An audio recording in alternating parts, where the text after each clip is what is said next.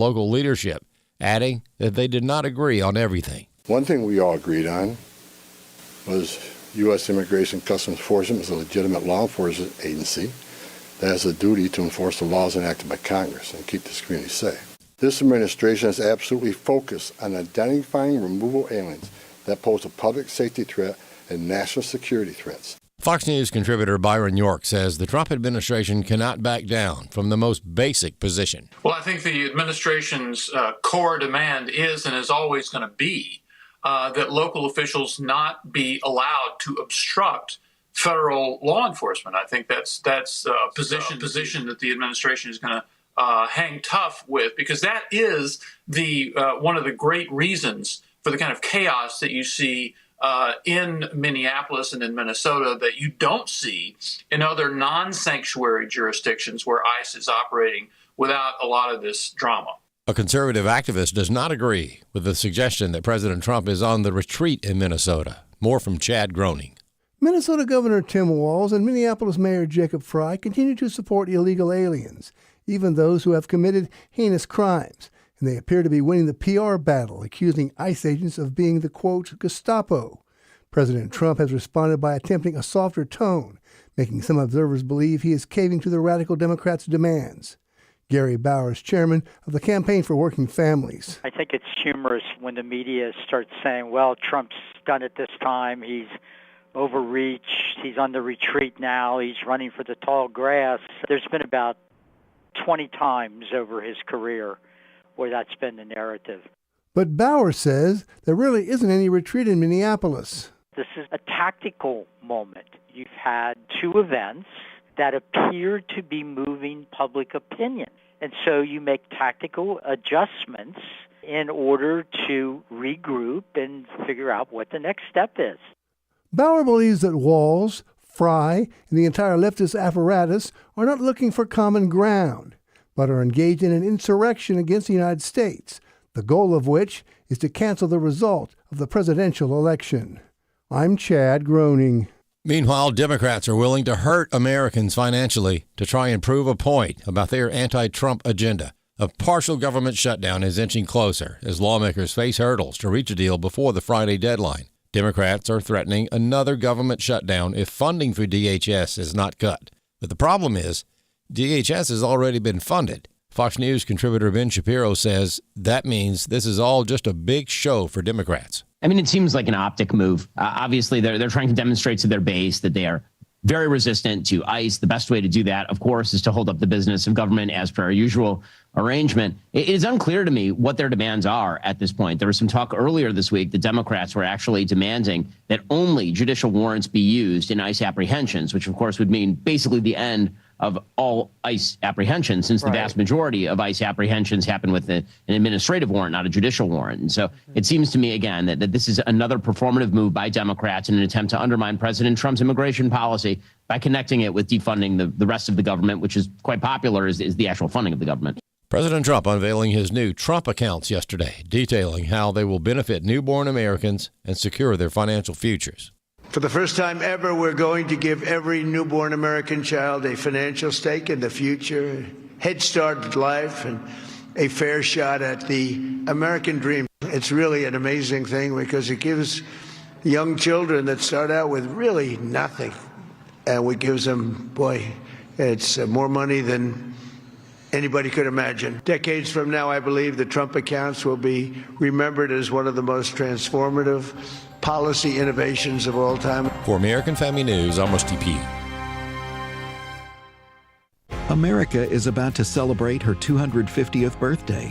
In the beginning of our country, almost all American children were raised with a Christian worldview. That has drastically changed over the last 250 years. What's your opinion on what we can do to restore? Your thoughts and your support will help us fight for our kids, and we'll give you the DVD Educated for Liberty with Stephen McDowell as our thanks. Visit afa.net/educate today. afa.net/educate.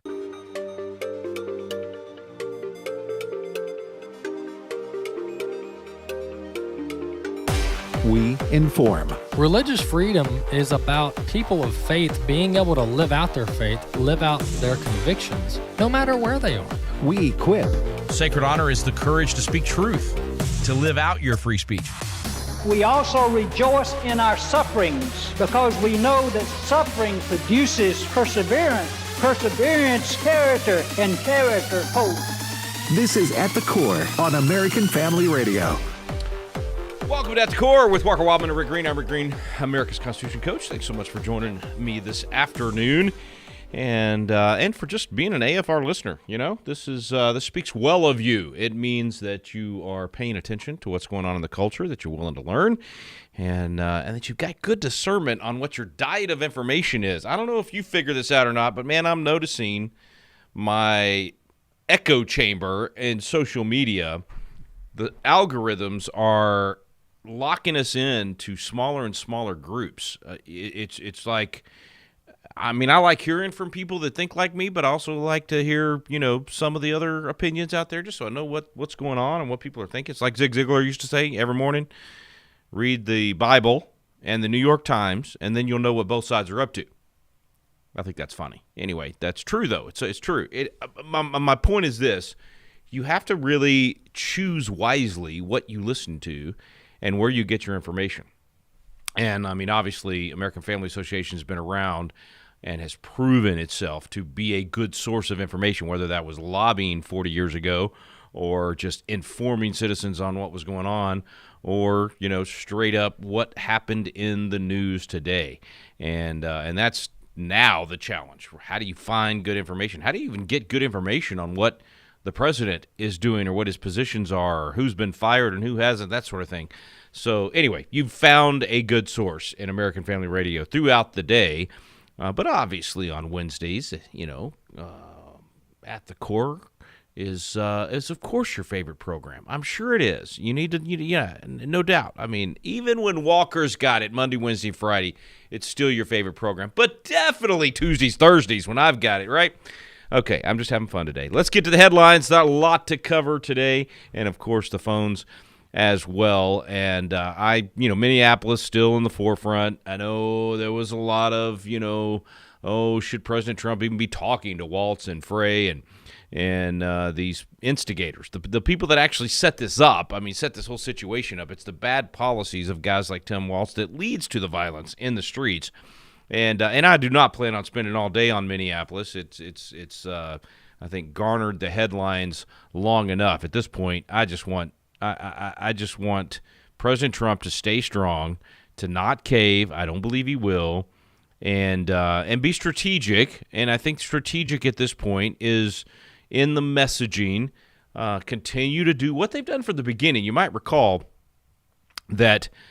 Even from day one when President Trump came in, they went after the worst of the worst. So as long as the bulk of your deportations and certainly the public relations part of the deportations is focusing in on the fact that these are quite literally rapists and murderers and gang members and pedophiles and drug dealers and other forms of crime being committed in addition to coming here illegally. So I don't even like really the term criminal illegal alien, because if you're an illegal alien, you're already a criminal, you're here illegally.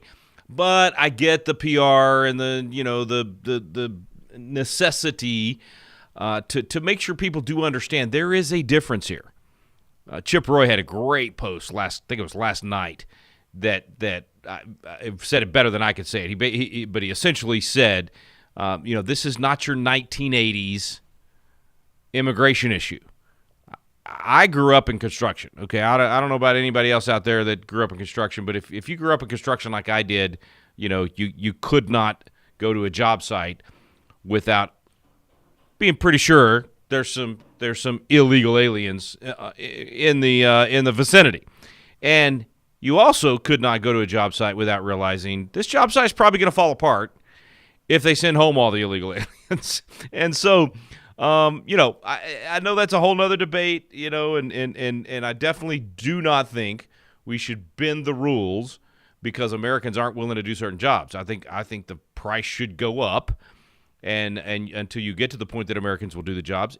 And I think you should bring back the Becerra program where people could actually pay a fee to come here and work, and it's a minor fee compared to what they make here, compared to what they make at home, and so it's worth it. It works. I mean, if you do it all by the book and you do it legally and you have a process for that, the system will work, and everything will, the market will take care of itself. And what I mean by that is the free market, supply and demand for those jobs, and the government's only role is protecting the border and making sure we know who's coming in, charging a fee for that, and it all works if we would just use our common sense and do that. But unfortunately, you have all these nefarious players and intent that messes it up. So criminal illegal alien right now apparently means you're not only here illegally, therefore already a criminal, but we're adding the word criminal into the phrase because you've also committed some other crime in America. And let's, again, get some context here as we think about, Minneapolis and other places around the country. If someone's a criminal illegal alien, meaning they've committed another crime and they've been caught, then now they're in the system. They're being held by law enforcement somewhere, local, state, whatever. I mean, it might be in Texas Department of Public Safety. It might be a local sheriff's department. It might be a local police department. But somewhere, law enforcement has detained and has this criminal illegal alien. And the big difference, the deciding factor over whether or not you have this chaos in the streets like Minneapolis is dealing with, or you don't even know what's happening, like in a lot of places in Texas right now, is that law enforcement locally and in your state is cooperating with the federal government, who has the responsibility to do immigration, and they're actually turning over the people that they end up arresting for something else. They've been arrested for something unrelated to their illegal status here in the country, and then boom, there's a trigger there. They know because of the fingerprint or whatever, somehow at that point they know. And so they turn them over to ICE and to the federal government, and they get deported. And like I said, in Texas and Florida and places like that, tens of thousands, maybe hundreds of thousands even. I mean, I know Texas is the number one place that this is happening, are being deported, and you don't hear hardly anything about it. Most Texans don't even know what's going on, don't even know what's happening. Yet in Minnesota, it is the headline. It is the entire focus of the governor, the mayors, the people. Why? Because their law enforcement, because of their governor and their mayor in Minneapolis and other mayors across this liberal state, are not turning over these, don't forget, what's a good way to say this? Double criminal? Ultra criminal? Like criminal plus? I mean, they're not just an illegal alien. They've also committed some other crime such that it was a bad enough crime that they got detained. They got arrested. They got detained. We find out they're also an illegal alien. And instead of handing them over to ICE, what does Minneapolis do? What does Minnesota do? California, most of these places that have sanctuary cities, they release them back into your neighborhood. They just let them go. And they don't want to hold on to them because then ICE might come get them. So they care more about this criminal plus illegal alien than they do you or your kids or your neighborhood. So how people like that stay in office, Gavin Newsom, Tim Walz, Jacob Frey, it blows my mind. I mean, you talk about echo chambers. Back to our first topic of the day, it's because these echo chambers in social media are lying to these people, and these liberal progressive women, these white women that are progressives, are the worst of all these people. They are like crazy people screaming and yelling at these ICE agents, giving them the finger, doing all this nonsense. And it's because they're getting ginned up on these social media algorithms, these echo chambers that are lying to them and making them think that pedophile that's just been detained by ICE is just your local sweet, fruit picker or maintenance or construction worker that's just trying to take care of their family back home in Mexico. That is not the case. It's no longer the 80s. That was the case in the 80s. That was the immigration issue in the 80s. And this is a completely different scenario. You are talking about a coordinated attempt to completely destroy the United States of America, to completely, dilute our values, to dilute our communities, and to bring in a criminal element that's not just here to work and send money back home to their family, but a criminal element that wants to completely destroy the country, that wants to take advantage of our freedom and our system, and now thinks that we're idiots, or for making it possible for them, but that they're idiots if they don't take advantage of it. Yes, now I'm referring to the Somali daycare deal. All right, so that's the lay of the land. That's how we got to where we are. That's why you're not seeing in Texas and Florida and other red states that are not sanctuary cities or states, you're not seeing the violence in the streets. You're not seeing the chaos. It's only in the blue areas, and specifically in Minnesota, because you've got a mayor there that also started the BLM riots and encouraged that kind of nonsense. And so the only way, in my opinion, at this point, to ultimately win this issue, which is the issue that the presidential election happened on, that most of Congress was elected. This is the issue. The only way you're going to win this eventually is if you arrest any of the public servants who are refusing to cooperate with federal law enforcement. So if you are a governor or a mayor or a city council member or a police chief or whoever, and you are purposely saying, we will not comply with federal law or federal law enforcement officers or follow federal law, we are. They can call it nullification if they want. They can say, oh, rebellion to tyrants is obedience to God. But then they're going to have to win that argument in court. Are they actually standing between an out-of-control, tyrannical federal government and their citizens, which I would support, or are they actually thwarting actual federal law? Not tyranny. Tyranny is when you don't have the authority to do what you're doing, and you do it anyway. Tyranny is when a president or a governor goes beyond the authority the people have given them. This is not tyranny. This is the exact opposite. This is actually following the law, implementing the law. So if you are the person standing between the execution of the law, the implementation of the law, and the person that is rightfully, justifiably, and in a system and a rule of law and justice on the receiving end of the implementation of that law, in other words, the criminal illegal alien being arrested. If you are standing in the way of that, and you are purposely thwarting law enforcement, whether you are physically standing in the street or you are calling for it in your position as governor, mayor, or whatever, you should be arrested. You should be detained. You should have the book thrown at you. It is not okay. It is not legal to do so. And the only reason that doesn't happen is the PR battle. It's and this is why I started today with I want Trump to continue to be strategic. So maybe the strategic call is not to arrest them. Maybe my calling for this right now ends up being not the right answer. At the end of the day, when they debate it and talk it and bounce it around and poll it and all that stuff, maybe I'm wrong. But right now, I don't see any other path. I think as long as you have these governors and mayors that are willing to absolutely thumb their nose at the rule of law, again, not a tyrannical, out-of-control government like what we saw in the Biden years. I'm talking about just simply following the law, doing a proper constitutional function. This is not even outside, this is not some new federal program or what. No, this is the founding fathers gave immigration to the federal government. This is actually executing the law that the founding fathers said should be done.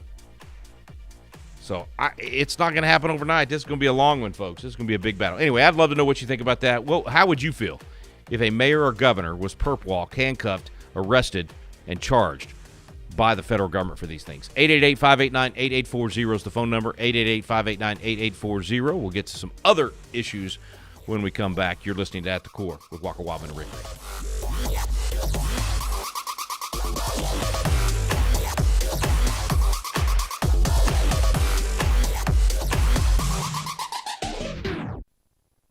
He made from one man every nation of mankind to live on all the face of the earth, having determined their appointed times and the boundaries of their habitation. My name is Abraham Hamilton III, and this is the Hamilton Minute. President Trump and his administration dropped the hammer on the international elites at Davos. After announcing globalism has failed, President Trump and his team stated candidly that the U.S. has been a blessing to the world and we haven't asked for much in return. Now, it is best for our nation and for the world for the U.S. to have Greenland. We won't take it militarily, but we want it. Shortly thereafter, President Trump announced a framework for a Greenland deal was in place. Listen each weekday from 5 to 6 p.m. Central for the Hamilton Corner, or visit the podcast page at afr.net for more from Abraham Hamilton III, Public Policy Analyst for the American Family Association. If you are 65 or older, you know this, inflation is hitting everyone hard right now, especially when it comes to health care. Over the last 10 years, healthcare costs have skyrocketed by, get this, 230%. If you have Medicare Parts A and B, you know there are still out-of-pocket expenses like deductibles and co-payments, and they really add up. But here's some good news. MediShare 65 Plus is designed to fill in those gaps and help protect you from rising healthcare costs. At only $99 per month up to age 75, you get peace of mind at a price you can afford. And MediShare is trusted, too. It's been around 30 years. It's not some big impersonal thing. It's a community of people helping each other, business owners, pastors, retirees. People love it. MediShare 65 Plus just makes sense. To learn more, give them a call. They're great to talk to. They'll offer to pray with you each time you call, too. Call now, 833-45-BIBLE. That's 833-45-BIBLE, 833-45-BIBLE. Hello, everyone. I'm Tim Wildmon, president of American Family Association and American Family Radio. Hey, we've decided to make our Spiritual Heritage Tour this year a walking tour. So we're going to walk in Washington, D.C., and we're going to walk down to Williamsburg and then walk over to Jamestown. So we're going to do a lot of walking on this tour. So if that's something you're interested in, understand that I'm just kidding. I'm just pulling your leg. Hey, we're going to see Washington, D.C. We're going to see Mount Vernon. We're going to see Williamsburg, Jamestown, Yorktown, Boston, Mass. So much to see on our 3 different tours in 2026. If you want to go and not walk, but you want to get on a bus, join us for these tours. Any one of these tours you can find out information on just by going to wildmongroup.com. WILDMON group.com. All the information on all the tours for 2026 are there, and we hope to see you on one. This is At the Core on American Family Radio with your host, Rick Green. All right, we're back here on At the Core with Walker Wildmon and Rick Green. I'm Rick Green, America's Constitution Coach. Thanks for staying with me. Let's jump back in. And one of the things you can do, I know you're probably thinking, well, Rick, I don't live in Minneapolis. I can't do anything about what's happening in Minneapolis. I can't vote, against Tim Walz and for Mike Lindell, who would make a great governor of Minnesota. I can't do any of that because I don't live there. What can I do? All right, there's plenty for you to do. And by the way, we'll be talking more and more about rebuilding liberty and the 12 steps to recovery for our country and all those action items between now and July 4th, 2027. It's got roughly a year and a half to save the country, everybody.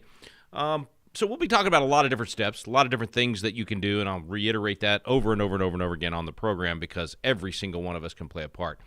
But right now, this week, there's something specific you can do that's not just going to put a good policy in place in a state or even replace a governor, any of that. It literally is going to save lives. So if you want to make a measurable difference, quantifiable difference, and save lives, then help us with this campaign with Preborn right now because these folks have figured it out. They've cracked the code for how to be the most effective you can possibly be in the pro-life movement. I'm very involved in getting pro-life legislation passed all over the country. I'm very involved in all kinds of, pregnancy centers and all these different things, all right? We do a lot in the pro-life movement because we're passionate about this issue. It's a very, very important issue. We've lost, 67 million babies that have been taken since Roe v. Wade. So, there's a lot of work to do. And abortion has not gone away because we overturned Roe v. Wade. In some ways, it's gotten worse.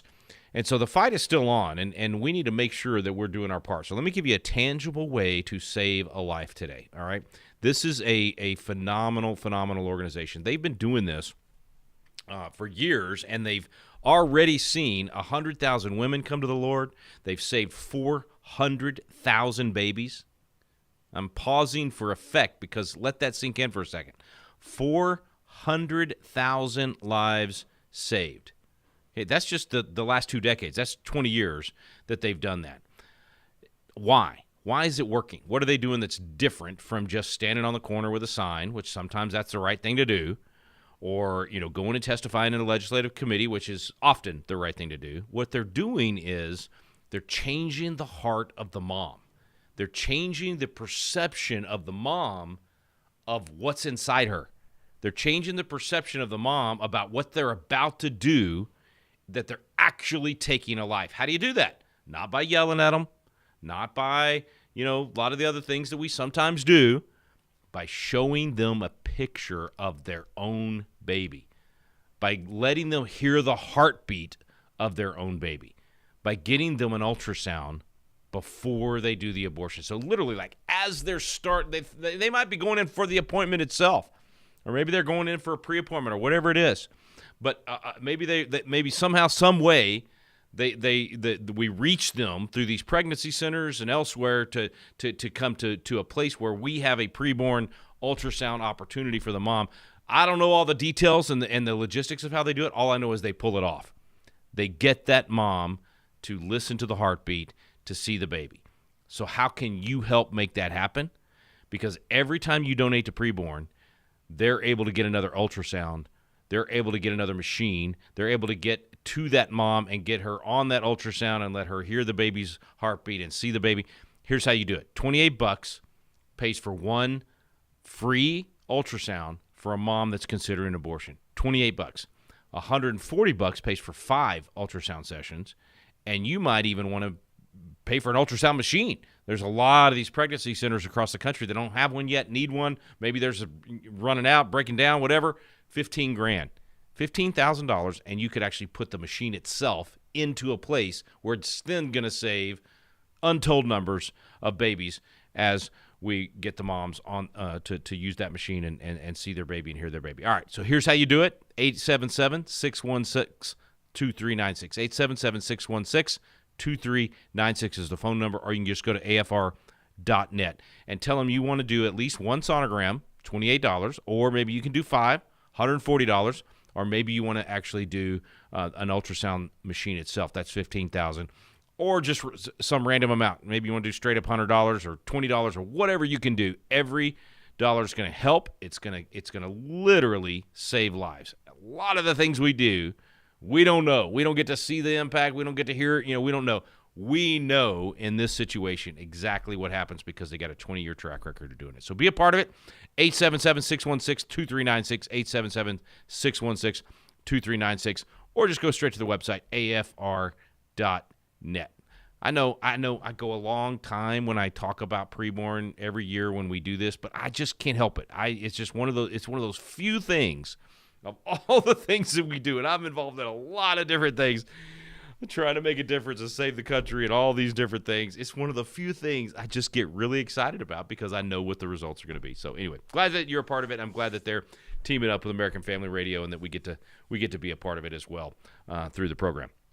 Okay, let's go back over to the headlines and to the phones, 888-589-8840. As I was going to break, I was talking about this idea of actually arresting the instigators, not just the people that are on the street attacking an ICE officer at the time. And this feels exactly like 2020 because it is exactly like 2020. The whole thing then was systemic racism, a lie. Was there systemic racism in America in the past? In some places, not all of America, which is another one of the lies. But in some places, yes, Democrats have been systemically racist pretty much from the beginning. All right, so they're the ones that wanted to keep slavery. They're the ones that fought to keep slavery. They're the ones that had the white-only primaries and all the other things that they did that were completely racist. So there was definitely systemic racism in some pockets of the country where the Democrats dominated. All right, but that's been a long time ago. And even in most of those areas, there was no longer a systemic racism problem in our police departments. Maybe in the random small little town somewhere in some podunk, I don't know, whatever. And I'm a country boy in a podunk area myself, but we're not racist. And the racism has actually become reverse racism for the most part in this country. So it was a complete lie in 2020. They used George Floyd and the whole thing to just, it was all a Marxist plot. They were waiting for that moment, and then they pounced. And, of course, we watched our nation burn for 3 months, and it led to, helping that combined with the COVID thing to defeat Donald Trump. And, hey, in the long run, all things work together for good for those who love the Lord and are called according to his purpose, because Trump wouldn't have been near as good in a back-to-back term as he is right now.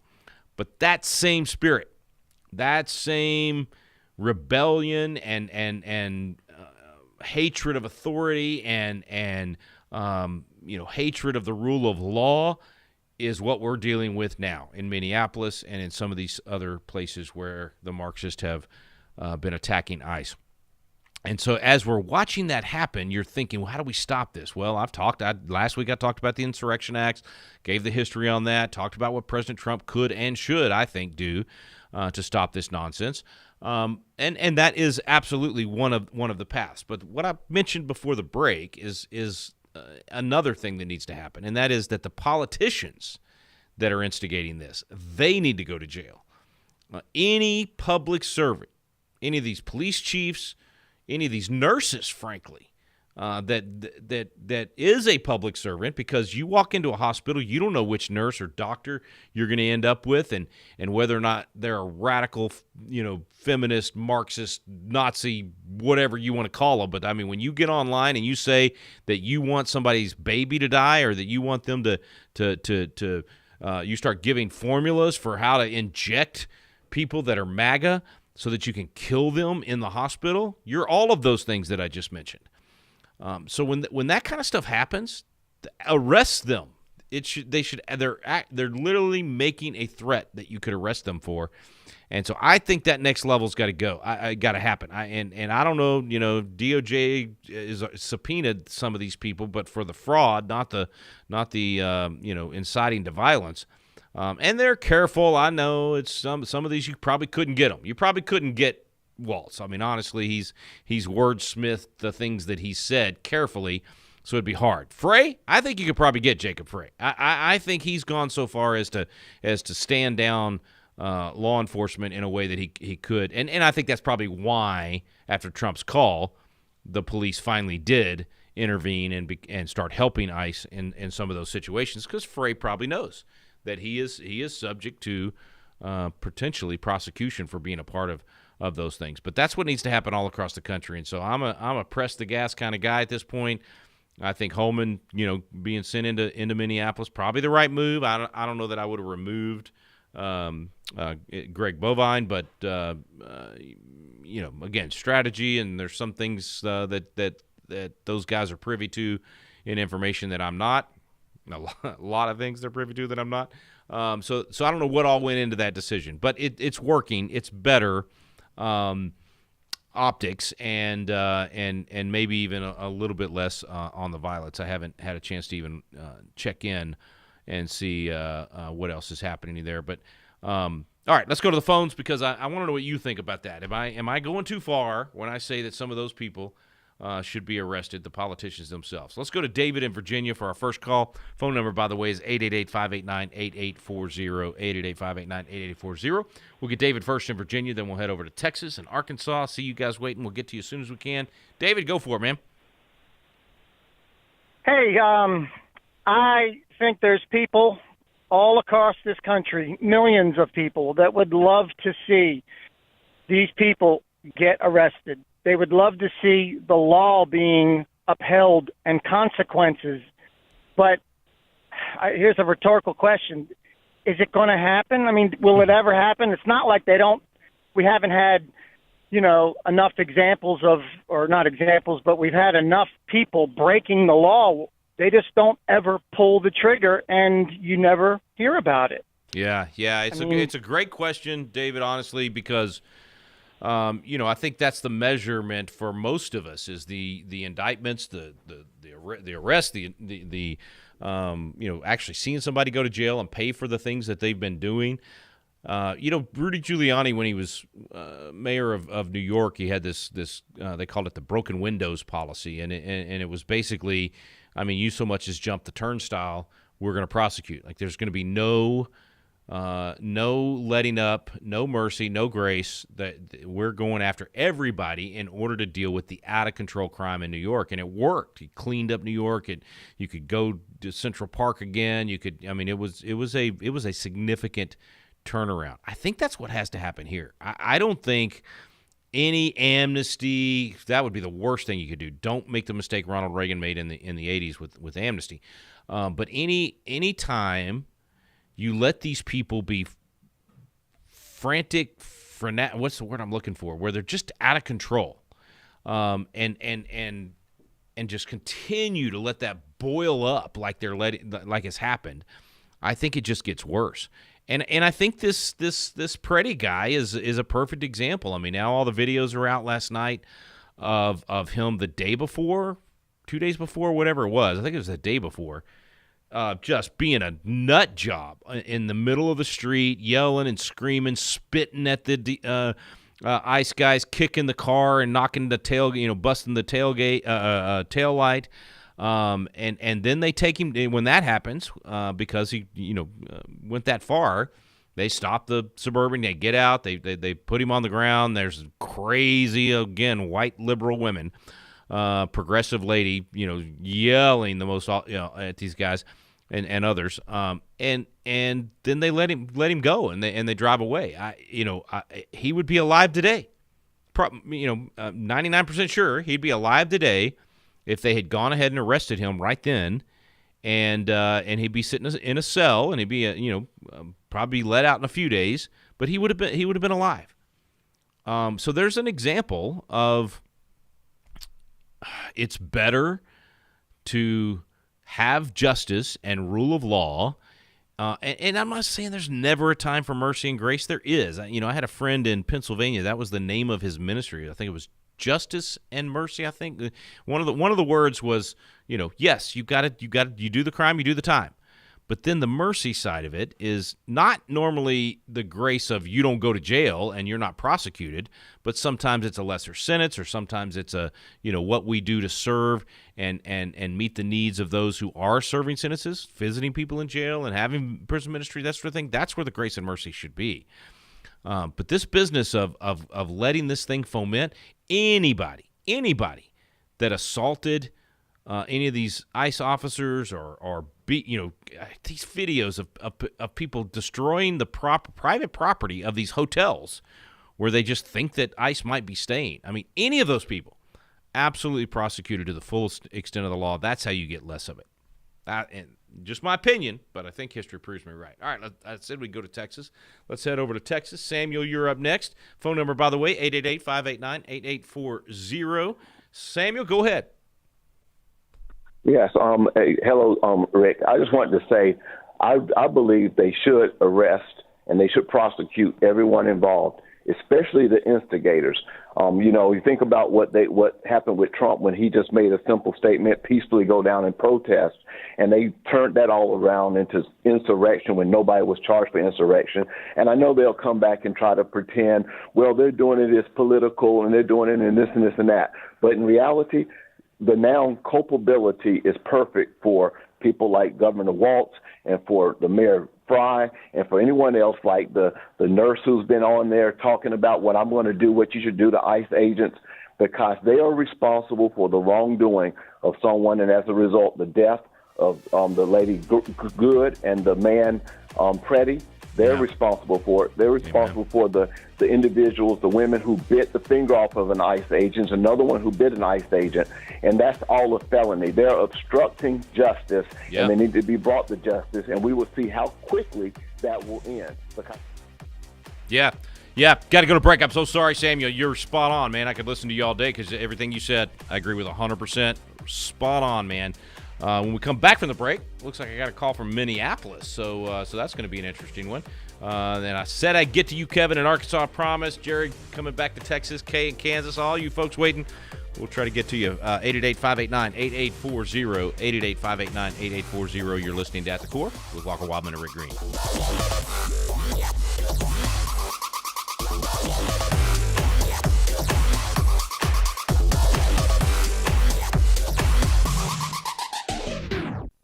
The loss of a child through abortion, miscarriage, or stillbirth affects the emotional health of families. Feelings of anger, sadness, and regret can be overwhelming. There is hope and healing in the aftermath of a reproductive loss. Call the International Helpline at 866-482-LIFE to talk with someone who has been where you are and healed to help others. Your call is confidential. 866-482-LIFE. As we watch world events unfold and fulfill Scripture, it's hard to believe anyone could doubt God and His Word are real, and yet there are so many who either question or completely refuse to believe it. The God Who Speaks is a 90-minute documentary that hits the doubt head-on with evidence that proves God is real and His Word is the ultimate authority. Watch it anytime and invite others to watch with you. Just visit stream.afa.net. That's stream.afa.net. Here at the AFA Foundation, we help families just like yours shore up permanent income for their retirement years through our charitable gift annuities. AFA Foundation's Associate Director, Chelsea Wildmon. We would love to work with you to see if a charitable gift annuity is right for your situation. With a charitable gift annuity, you'll be giving to the culture-transforming work of the American Family Association, and you'll be ensuring that you receive a lifetime income and excellent tax benefits. You can fund a CGA through cash, credit card, or stock. Why not reach out to the AFA Foundation team today?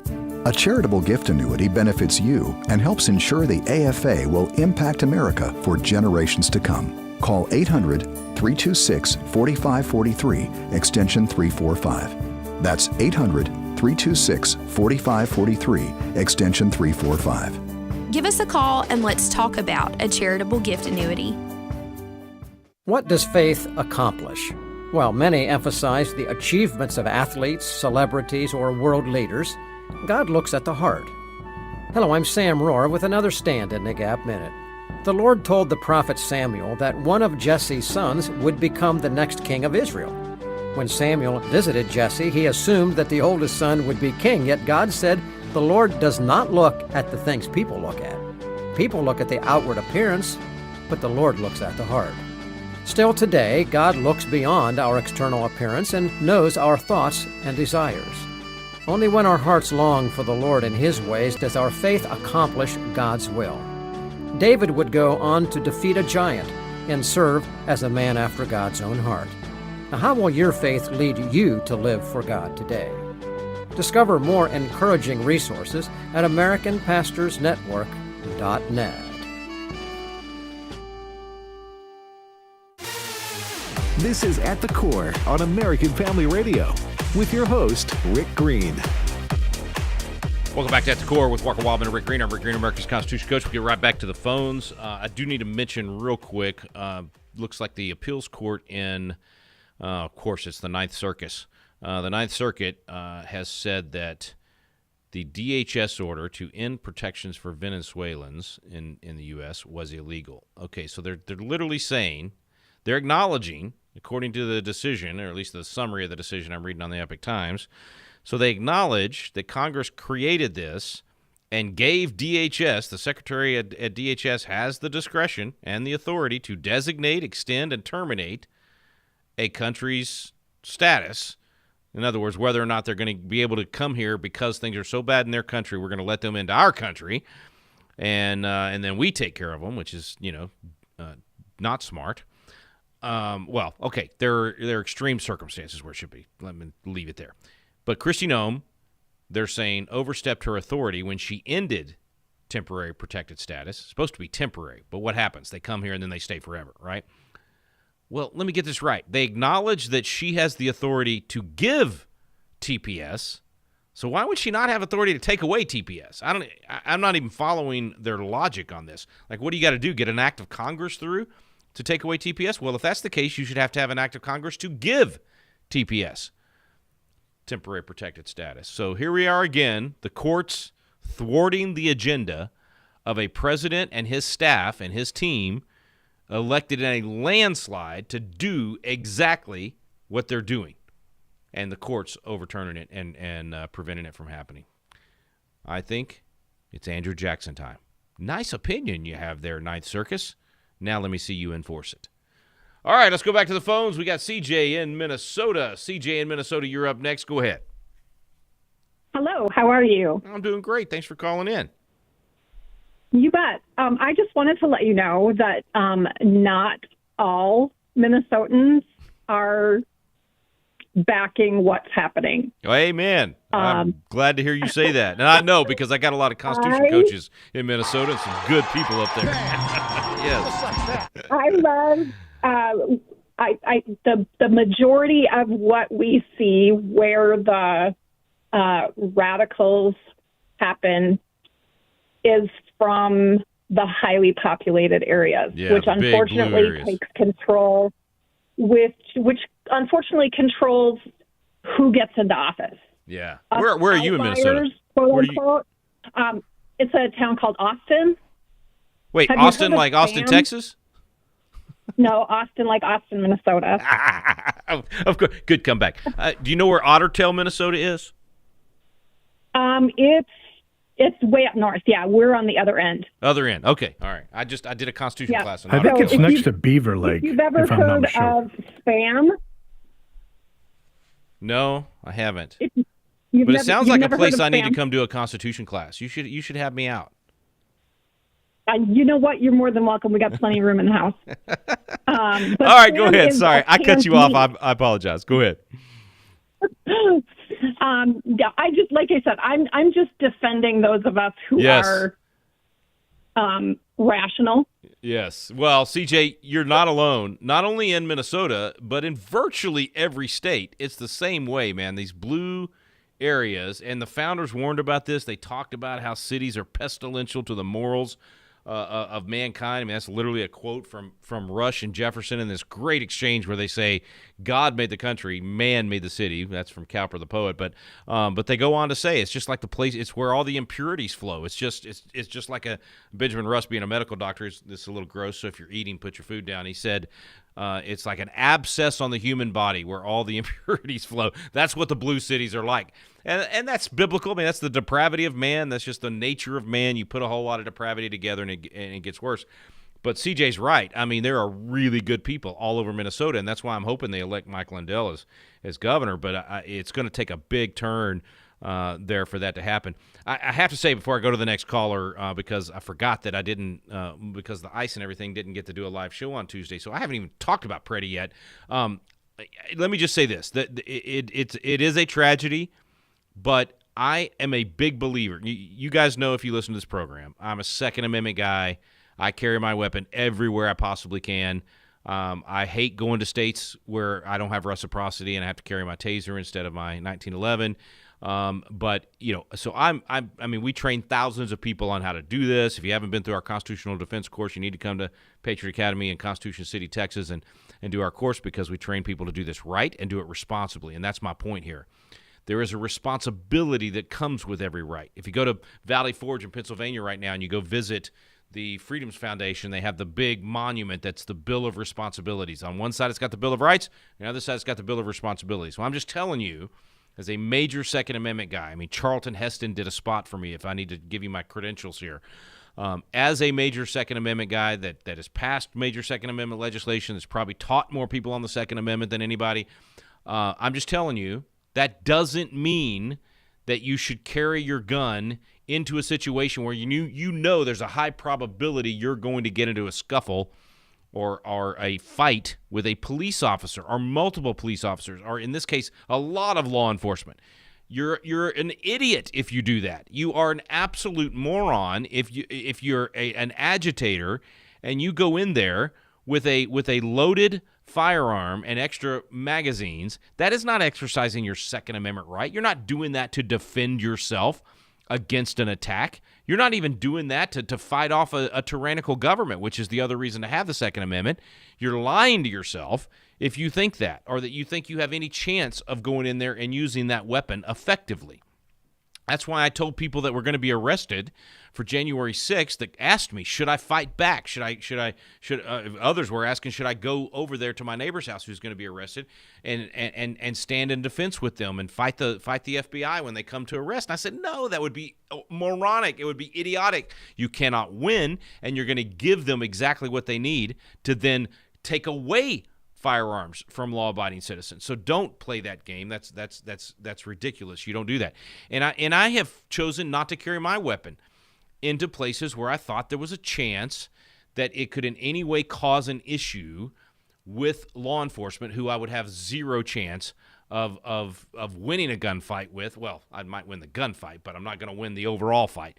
And I say that because our test is harder, and we're trained better than most law enforcement. No offense to you law enforcement guys out there. If you're on the SWAT team, that probably doesn't apply to you. But I've had SWAT officers tell me that our training here at Patriot Academy is the best training they've ever been through. Okay, I'm digressing. I get excited about this issue. My point is, like, when I did the event with J.D. Vance back in October, before the election, and I knew Secret Service was going to be there, and I'm like, it would have been dumb for me to carry my firearm in there, even though my part of the program, I was on about an hour and a half before J.D. Vance, so I was going to leave when I finished my talk to get to the airport in time. And I've told this story in the air, so I'm not going to tell the whole story again. But so I didn't carry my gun. I left it in the car in my Vault-Tec safe, nice and secure. And then when I left the event and went to the airport, I ended up getting pulled over because maybe I haven't told this on the air. I wish I had more time today. Anyway, I ended up getting pulled over. I thought for speeding or something like that. Turns out when I got pulled over, all of a sudden there's a semicircle of 6 Suburbans and a SWAT tactical team is taking me down. All right, and so I'm like hands out the window, and I always tell everybody this. Listen, anytime you get pulled over, roll down the windows, turn on the light in your car if it's at night. Don't be shuffling around for your insurance card. Keep your hands on the steering wheel. Well, in this case, I went above and beyond hands on the steering wheel, man. My hands were literally, I'm sticking them out the window so they can see them. Well, I go through a 30-minute takedown. They shut the highway down to do this, okay? And by the time it's all said and done, and man, when they started, going through my pockets, took out my tactical flashlight, I'm wearing a 511 shirt, and finally the guy goes, all right, something's different here. What do you do? And my shirt says Patriot Academy. I said, well, train guys like you, which I don't know if he took that as anyway. Bottom line is, turns out one of the guys taking me down actually, he says, when I started explaining what Patriot Academy does, and I mentioned the fact that we do train church security teams and do biblical citizenship constitution classes at churches, he goes, do you know Calvary Chapel, Chino Hills? And I said, well, yeah, Jack Hibbs is a good friend, and he's in the class that we teach. He's on our biblical citizenship class. And the guy's like, man, I just did training for their security team last weekend. So all of a sudden I had a friend, and that was great. Bottom line is this. The car that I was in was a rented car from a major rental car agency, and I picked it up at midnight the night before to go to this event. Well, the car was used in a murder the day before.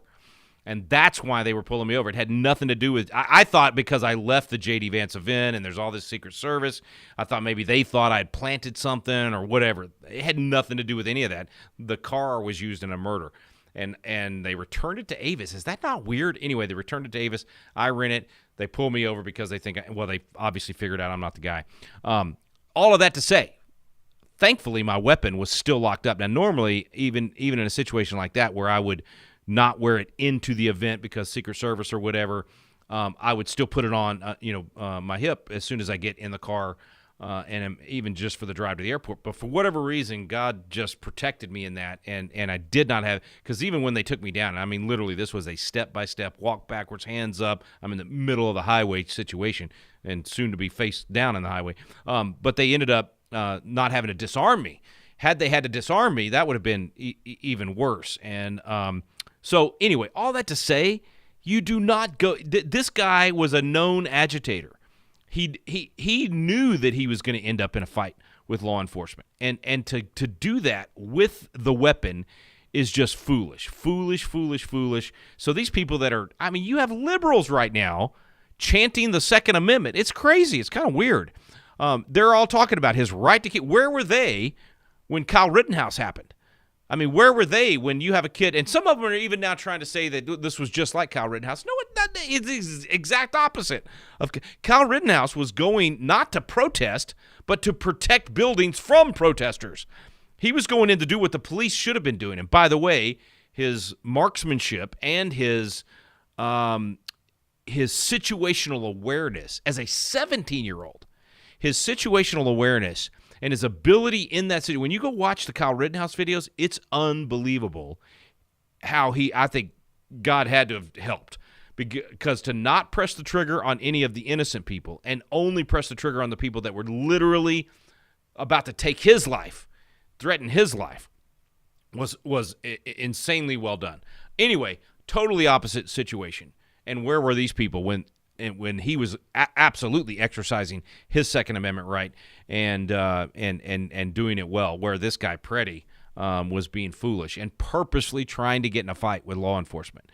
And Kyle Rittenhouse, of course, did nothing like that. So anyway, I could go on this one all day long, and I promise to get back to the phones. So here we go. Kevin in Arkansas. Let's see how many of these we can get in before we run out of time. Kevin, go ahead. Go Hogs, go, man. Okay, what's the charter for the federal marshals? Can we use them to go into arrest some of these insurrectionists? Interesting. Yeah, Kevin, good thinking. There's very few of them. There's not enough of them to be. I don't think, if I remember right, I have to look that up. But compared to ICE in terms of number of soldiers, law enforcement officers. But I think what you're saying is, could they be the ones to actually arrest these politicians, the instigators, the ones that aren't on the street themselves, but they are the ones that are stoking the fires? Is that what you're saying? That and the street. What's their charter? What's their legal responsibility? Okay. Would they have the authority to? I think they would definitely have the authority to participate in what's happening, and they may be actually. I would be surprised if they're not to some extent involved, but I don't think there's enough. I don't think that's a large enough force. The Border Patrol. That is, first of all, constitutionally sound, and they're specifically doing the act of immigration and enforcing the immigration laws. The marshals are a little bit broader, pretty much, I think. And again, I'll look this up and maybe cover it on Tuesday in terms of all federal law, often used with witness protection and a lot of these other things that they do. Man, that's interesting. I'll look into that. That's a great question, man. I don't know the answer to whether or not they're involved at this point, or what's the extent to which they could be deployed on that front. All right, let's go to Jerry in Texas. Jerry, you're up next. Go ahead. Well, I'm using a phrase I'm sure you're familiar with. Seems as if we're now in a constitution instead of a constitution. That's right. And yes. I think it's ridiculous. I kind of tend to agree with that more after reading David Barton's Original Intent book. Yeah. Some of the best 376 pages I've read lately. I encourage everybody that wants to know what happened with our system to read that book. Yeah. It lays out, I think, a plan in it, if you think about it, on how to get back to that original intent. And I'm going to let you go and comment. Oh, I lost you there. Yeah, Jerry, no doubt. The Constitution, of course, the phrase that I use in Constitution Alive and biblical citizenship in all our Constitution classes, and I came up with that term just because it literally replaced the Constitution. And for these judges to do this, that's essentially what they're doing. They're replacing the commander-in-chief. They're replacing the chief executive, the one that is to, under Article 2, execute the laws. And in this case, it's Kristi Noem, but she is a representative of the chief executive. She's doing what the Constitution empowers the president to do, and she's doing what Congress empowered the Department of Homeland Security to do. So, yeah, no doubt. And that's a whole other issue we could spend all day on, is how to rein in these courts. But for now, go study the Constitution. Go read my book, Rebuilding Liberty, and take a biblical citizenship class. You've been listening to At the Core with Walker Wildmon and Rick Green.